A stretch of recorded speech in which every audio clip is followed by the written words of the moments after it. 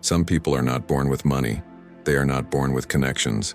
They do not start with a safety net, a wealthy family, a perfect education, or someone opening doors for them.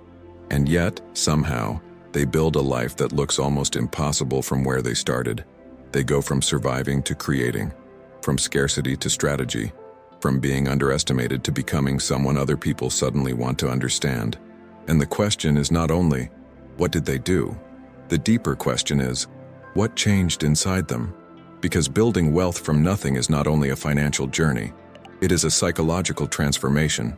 It changes the way a person sees fear, the way they handle failure, the way they make decisions, the way they use time, the way they respond to rejection, the way they see themselves, and maybe the most important thing, the way they stop identifying with the life they were born into. Because poverty is not only the absence of money, scarcity is not only an empty bank account, it can become a way of thinking, a way of expecting disappointment, a way of believing that life is something that happens to you, not something you can influence. And for someone to build wealth from nothing, something very deep has to shift. They have to stop seeing themselves only as a person who survives, and slowly begin to see themselves as a person who builds. But this does not happen overnight. It usually begins with discomfort, a specific kind of discomfort, not just wanting more money, not just wanting a better house, a better car, or a more comfortable life.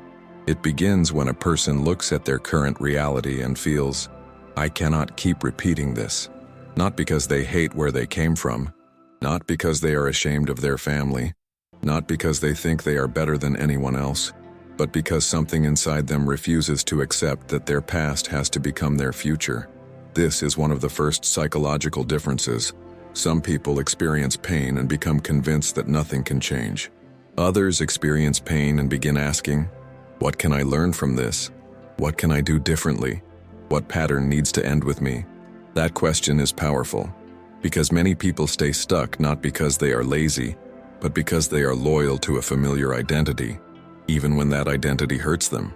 If you grew up around financial stress, you may learn that money is always a problem, that opportunities are for other people, that people like you do not get far, that dreaming too big is embarrassing, that wanting more means being selfish, that rich people are all corrupt, that success will make others reject you, that if you fail, it proves you should never have tried, and if those beliefs live inside you long enough, they become invisible walls. You may not see them, but you feel them. You feel them when you hesitate to apply for something, when you undercharge for your work, when you avoid learning about money, when you spend quickly because keeping money feels unfamiliar, when you sabotage opportunities because success feels unsafe, when you feel guilty for wanting a bigger life. People who build wealth from nothing usually have to confront these invisible walls. Not all at once, but little by little. They begin to understand that their financial reality is not only shaped by income, it is also shaped by habits, beliefs, emotional reactions, impulse control, fear, self-worth, and the ability to stay consistent long after motivation disappears. This is why the psychology of wealth is so important, because money does not only test your intelligence, it tests your nervous system. Can you tolerate discomfort without escaping into impulsive decisions? Can you delay gratification? Can you stay focused when results are slow? Can you recover after rejection? Can you make a plan and follow it even when no one is clapping? Can you stop needing immediate proof that your effort is working? That is one of the hardest parts. People who start from nothing often do not have the luxury of believing quickly. At the beginning, there is no evidence, no applause, no guarantee, no visible result, just effort, repetition, small decisions, long days, doubt, and the quiet fear that maybe nothing will change. This is where many people stop, not because they are incapable, but because the beginning feels humiliating. You are learning skills while others already seem advanced. You are saving small amounts while others already have capital. You are building slowly while others seem to move faster. You are trying to change your life while your environment still treats you like the old version of you. And psychologically, that is difficult, because growth often requires you to act like a new person before anyone else sees you that way. You may still look broke. You may still feel behind. You may still be surrounded by people who doubt you. But internally, You have to begin practicing a different identity, not by pretending you are rich, but by behaving like someone who is building, someone who learns, someone who manages impulses, someone who studies patterns, someone who takes responsibility without drowning in shame, someone who does not confuse a bad season with a permanent destiny. And this is where discipline enters. But not the superficial kind of discipline people talk about online. Real discipline is not about waking up at 5 a.m. by mom and looking perfect. Real discipline is the ability to keep a promise to your future self when your current self wants comfort.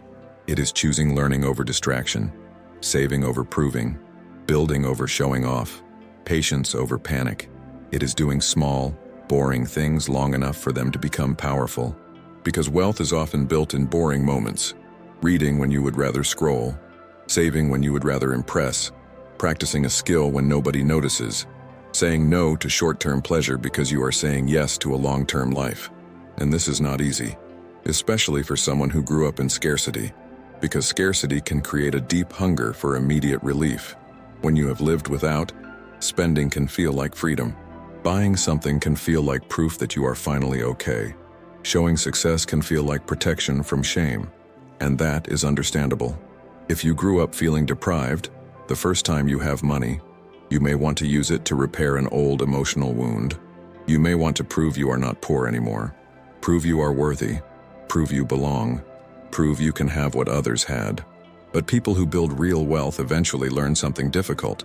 Money used to heal insecurity often disappears quickly, because no amount of external proof can fully repair an internal wound. So they begin to change their relationship with money. Money stops being only a symbol of status. It becomes a tool for freedom, a tool for options, a tool for protection, a tool for creation, a tool for time, a tool that should serve the life they are building, not just the image they want others to see. This is a major psychological shift, from money as emotional validation to money as intentional power. Another trait of people who build wealth from nothing is that they usually develop a different relationship with failure. Most people are not afraid of failure only because failure hurts. They are afraid of what failure will mean about them. If I fail, I am stupid. If I fail, people will laugh. If I fail, I will prove everyone right. If I fail, I should have never tried. But people who grow tend to separate failure from identity. They do not always do this naturally. They learn it. They train it. They begin to see failure as information, not as a final sentence. A failed business idea becomes data. A rejected application becomes feedback. A bad investment becomes a lesson. A mistake becomes a correction. This does not mean they enjoy failing. No one does. But they do not let failure become their entire personality. They ask, what did this teach me? What did I ignore? What skill do I need? What should I not repeat? That kind of thinking creates movement, because shame freezes people, but learning moves people. And if you are starting from zero, movement matters more than perfection. Another important part of this psychology is emotional tolerance. People who build from nothing often have to tolerate being misunderstood. They may have to say no to things their friends say yes to. They may have to work when others are relaxing. They may have to invest in something other people do not understand. They may have to be judged as boring, distant, ambitious, unrealistic, or changed. And sometimes, they are not only fighting financial difficulty, they are fighting social pressure to remain the same. Because when you begin changing your life, not everyone celebrates. Some people feel inspired. Some people feel threatened. Some people remind you of who you used to be because your growth makes them uncomfortable. And that creates a psychological test. Can you keep going without constant approval? Can you tolerate being temporarily alone? Can you become unfamiliar to people who only knew the survival version of you? This is harder than it sounds, because many people do not fear success itself. They fear what success might cost them emotionally. They fear being judged, rejected, envied, misunderstood, separated from their family system, seen as arrogant, seen as different. So they stay small, not because they lack potential, but because belonging feels safer than growth. People who build wealth from nothing often have to renegotiate belonging. They have to learn, I can love where I came from without being limited by it. I can care about my family without repeating every pattern. I can grow without betraying my past. I can become more without thinking I was less before. That is emotional maturity. Because true growth does not require you to despise your origins. It requires you to stop being imprisoned by them.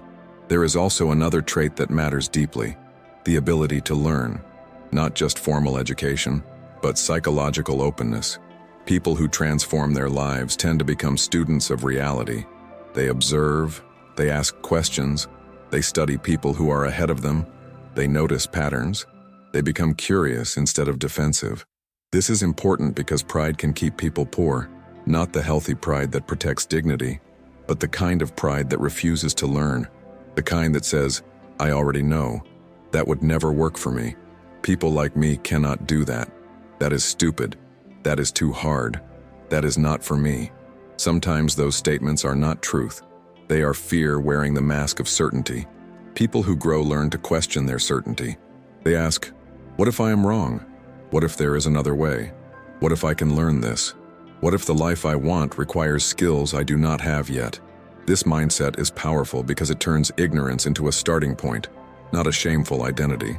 They do not say, "I do not know this, so I cannot." They say, "I do not know this yet."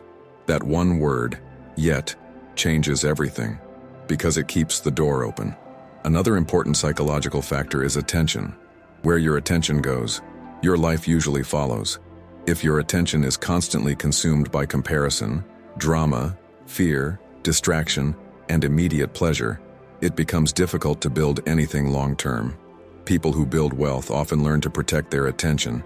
They become selective about what they consume, who they listen to, what they repeat, what they normalize, what they allow to influence their mind. Because attention is not just mental energy, it is life direction. What you pay attention to teaches your brain what matters. If you constantly feed your mind with hopelessness, your brain will find evidence that nothing can change.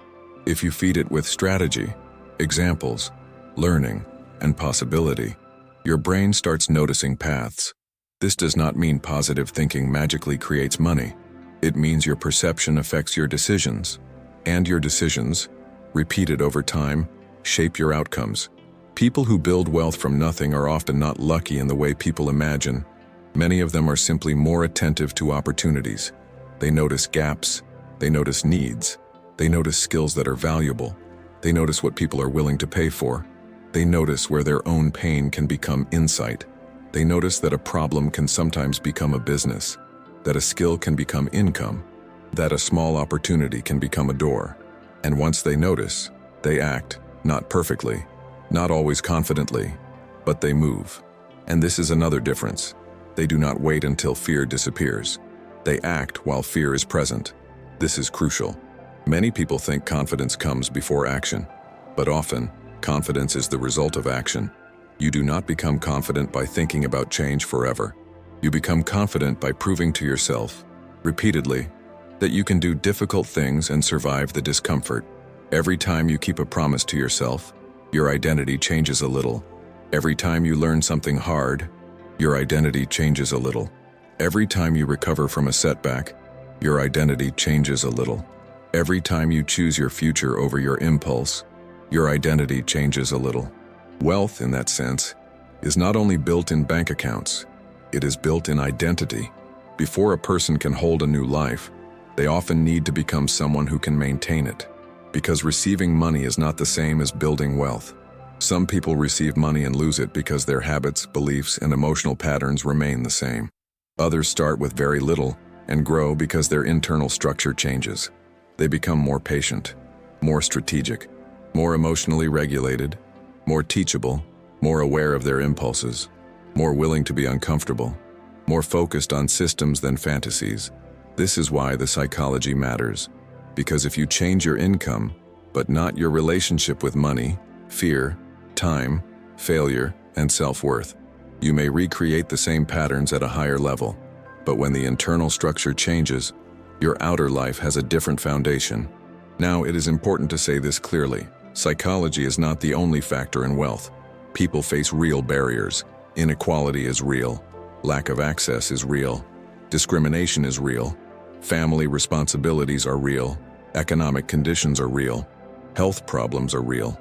Not everyone starts from the same place, and pretending that mindset alone explains everything is unfair and dishonest. But it is also incomplete to ignore psychology. Because even within difficult circumstances, the way a person thinks, chooses, adapts, learns, and responds to fear can change the direction of their life. Psychology does not erase reality, but it influences how you move through reality. And for people who build wealth from nothing, the transformation is rarely just, "I made more money." It is often, "I stopped seeing myself as powerless. I stopped spending to prove my worth. I stopped letting shame make decisions for me. I stopped calling fear intuition every time growth felt uncomfortable. I stopped believing that my beginning had to define my ending." That is the deeper shift. Because building wealth from nothing is not only about escaping poverty, it is about escaping the version of yourself that believed poverty was all you were allowed to expect. It is about breaking the emotional contract with limitation. It is about becoming someone who can tolerate the discomfort of growth, someone who can learn without shame, fail without collapsing, save without feeling deprived, invest without panic, succeed without guilt, receive more without feeling like an imposter. And maybe this is the part many people miss. Wealth is not only what a person accumulates, it is also what they stop repeating. They stop repeating impulsive choices. They stop repeating inherited fear. They stop repeating the belief that money is always out of reach. They stop repeating the idea that wanting more is wrong. They stop repeating the need to impress people who are not building with them. They stop repeating the old identity, and slowly, their life begins to look different. Not because they became someone else completely, but because they stopped living from the same internal script.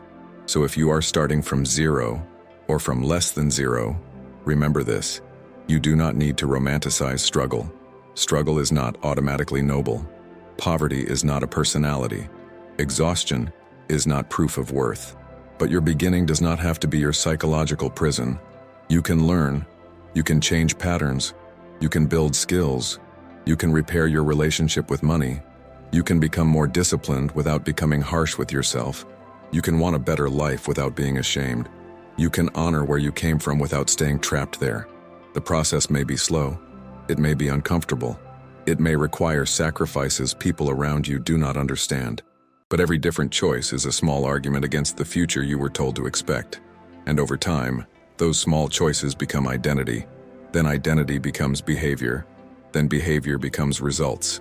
And results become a life that once looked impossible. If this video made you think differently about money, fear, success, or your own potential, write in the comments. What belief about money are you trying to unlearn?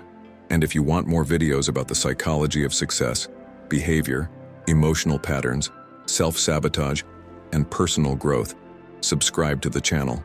Share this video with someone who is trying to build a different life from the one they were handed. And remember, you may not control where you started, but you can begin changing the way you think, choose, learn, and build from here.